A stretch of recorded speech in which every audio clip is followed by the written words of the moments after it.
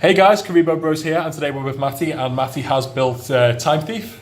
Yep. So what made you want to play Time Thief? I'm not going to lie to you, it was a friend of mine. He said like, oh, Time Thief mixed with Phantom Knights make like Phantom Thieves, and like legit I'm a big Persona 5 fan, and I don't know, like from there I was just like, I like the idea of this, so I just made it. Alright, fair play. So like most of the deck's quite low rarity anyway, and it's easy to get hold of like legendary decks. It's a relatively budget deck, like everything about it is just, you know, it's all commons and rares really, maybe the odd super and ultra, but everything else is like pretty straightforward really. Fair play. So Sam, let's get into the deck and show us the ratios, etc. Sure thing.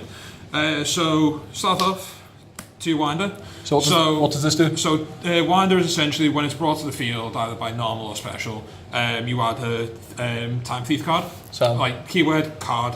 So not just monster. Yeah, so it's like the Stratos of the deck, but better. So it can just add the trap, which is good, and it can just add it can add the trap or the spell really. So do all Time Thief monsters have a similar effect? Like do they all have share the same effect? Sort of like the. I mean, it's hard to like, you know, not the same effect as this really. This is like the only searcher, but this isn't even like the key card of the deck really. The key card, regulator. This one is essentially, while it's the only card on the field, while it's the only monster you control, you can tribute it and special 2 guys. So if you special this and you special Battleship as well, so you get a search, and yeah, you can just make redo it from that really. 2 redo. I mean, 2 redo. Two Battleship. Again, this is mostly just used as like another target for regulator because there really isn't anything. So yeah, that's more or less the standard for it really. So I've been testing out the danger engine with this as well. So play 3 Mothman and 2 Tube. The reason I picked these is just because it's, you know, rank 4, just stuff to make rank 4s with quite easily. It fits in with the dark theme of the deck, so you know, I also play Laws with this as well, so it's a really good deck. Onto the Phantom Knight core. Well, it's not really bit of an engine. Yeah, engine. So 2 boots. Yeah. 1 cloak. Reason being, you play this is just like mostly you banish these just to special, you know, just to add your Phantom Knight spells and traps. Okay, yeah. Did you play Fogblade? 2 Fogblade. Yeah. But we'll get into that later on. Spoilers.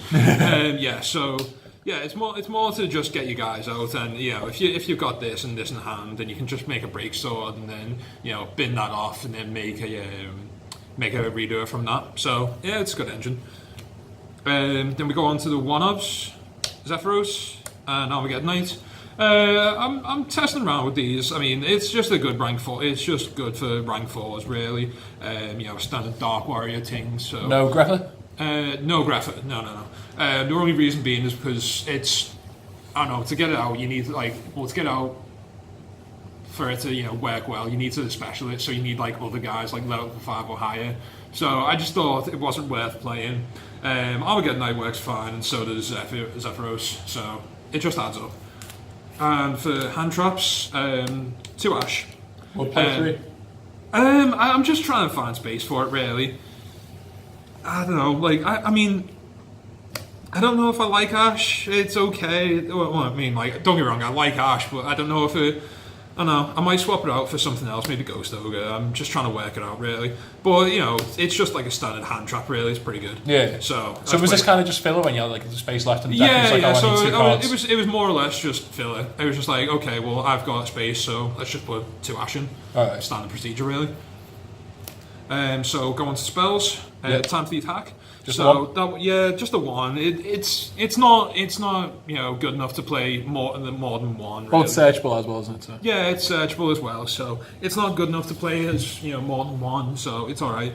It's what it is essentially it gives your reader more attack depending on how many materials it has, and I think it can allow you to attack your opponent directly. Possibly. So, yeah. I'll be honest with you, I don't use this card a lot. Oh shit, yeah, that was oh sorry. It's fine, don't worry. Yeah, sorry, I didn't realise this is a PG channel. Yeah, so it's essentially while every time an Xyz, it's an Xyz monster special summoned, it can't be destroyed by opponent's card effects. So it's a nice, it's a niche little thing. It's nice. Yeah. So that's the only time thief spell that I actually play in the deck. Oh, it was right. Okay. Yeah. Well, I mean, that's the only one really. So, of course, we play 2 with the Phantom Knight rank up spell. So Azathoth Turbo. Yeah, Azathoth Turbo really, because Redo makes it so consistently. It's so good. If I've got this and then like a regulator, I can safely say, yeah, I'm just getting an Azathoth. Yeah. So that's the end of that really. 3 call by.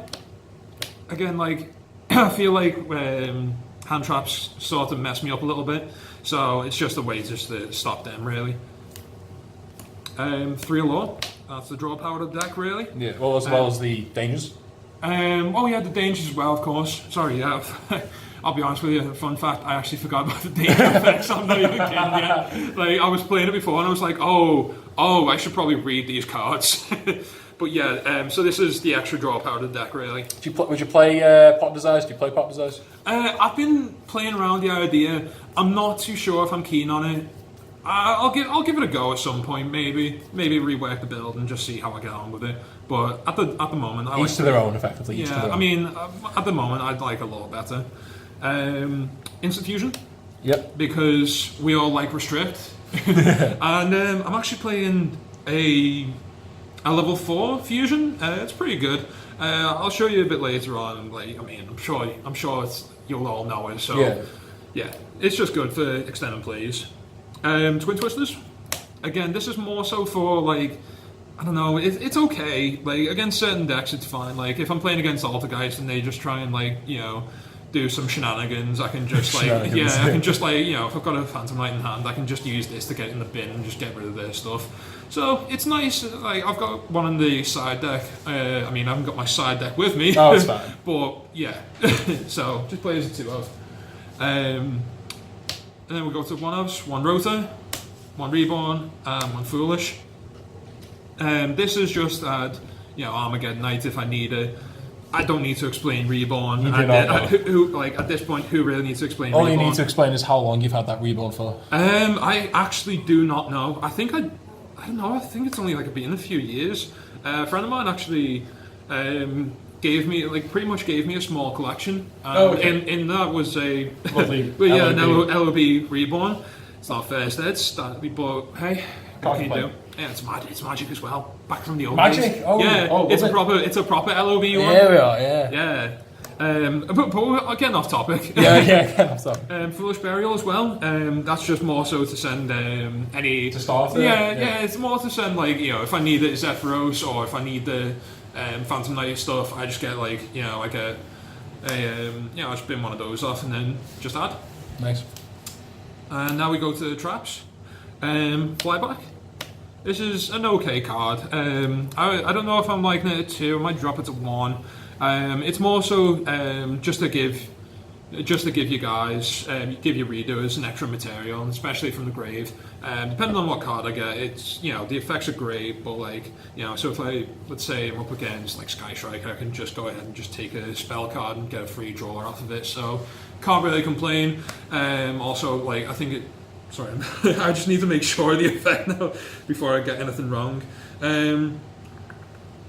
Oh yeah, you can attach it to a reader if it's on the field as well. You can attach it as a material. Yeah, you just attach it from material. You just get it from grave, and if it's in the grave, you just attach it. It's pretty good. So that's 2 Time Thief Flyback, and then of course 2 Fogblade and 1 Brigandine. The Fogblade standard procedure really, it's just effect negation, stop like anything OTK me if I get that far. It's very much like like a going first deck. Just try and get like try and get the reader, try and get the Azathoth, and then like set these so nothing tricky happens. And then of course 1 Brigandine just for the XE plays. Onto the extra deck. Onto the extra deck.